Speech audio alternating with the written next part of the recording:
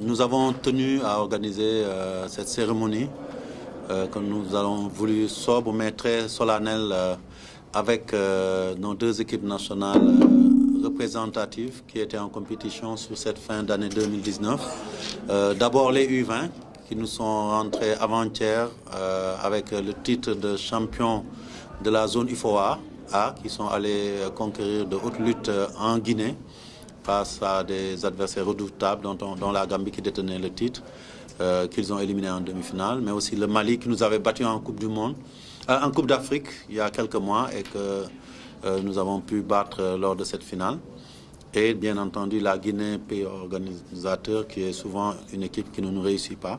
Donc, et nous avons tenu à sortir de l'ornière parce que nous avons voulu simplement les recevoir. Recevoir aussi le beach soccer. Je pense que le beach soccer, depuis des années, nous vaut beaucoup de satisfaction. Mais particulièrement en cette année 2019, ils nous ont valu des satisfactions à de multiples fois.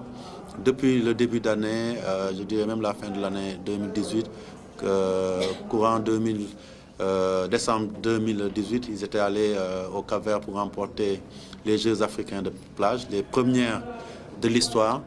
Ils nous ont représentés aux Jeux mondiaux de plage. Ils sont allés gagner la CAN de la discipline et nous ont représentés dignement à la Coupe du Monde.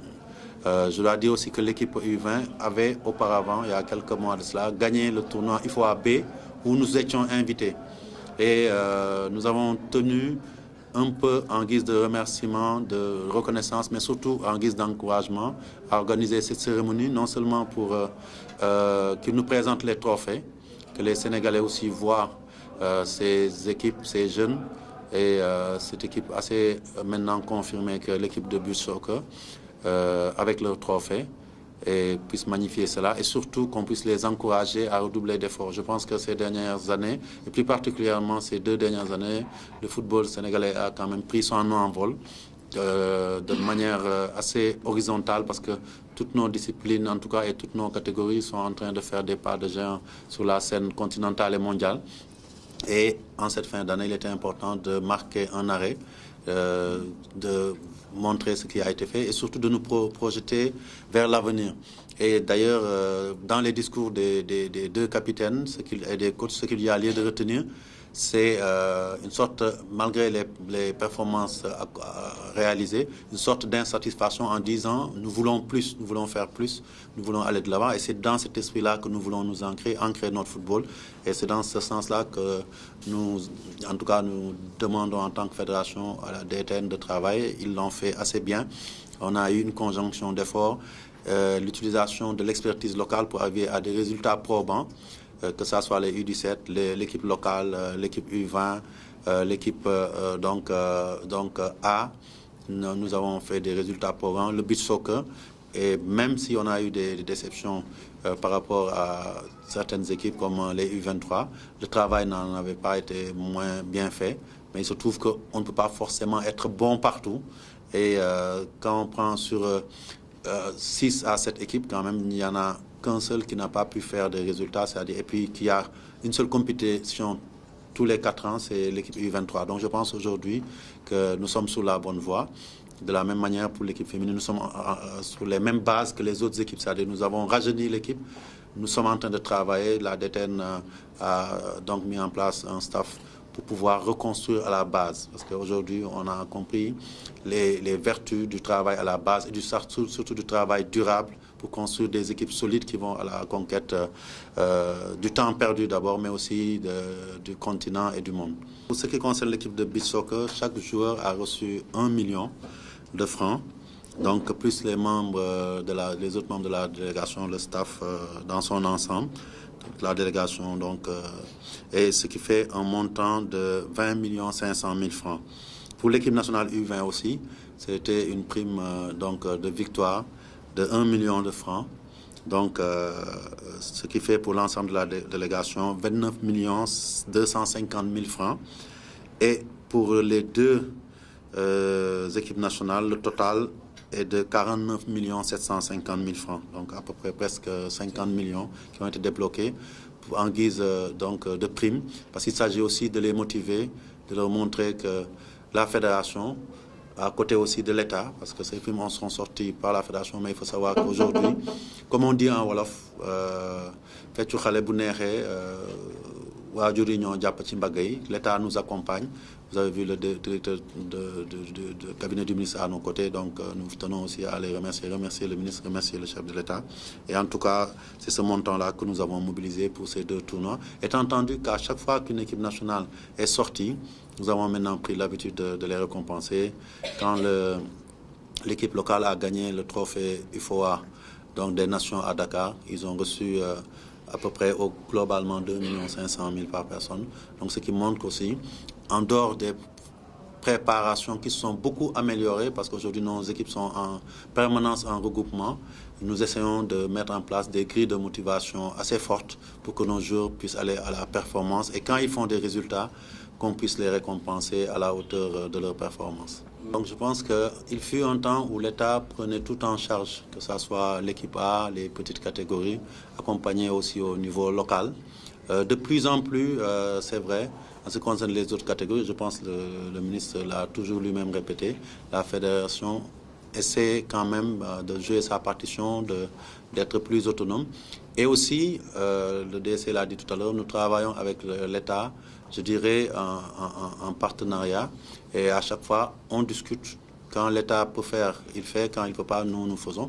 Aujourd'hui, c'est vrai, la réalité, c'est que, en ce qu'on a les petites catégories, comme l'équipe locale, à la faveur aussi des moyens qui ont été mobilisés par les grandes compétitions comme les Coupes du Monde, les Coupes d'Afrique.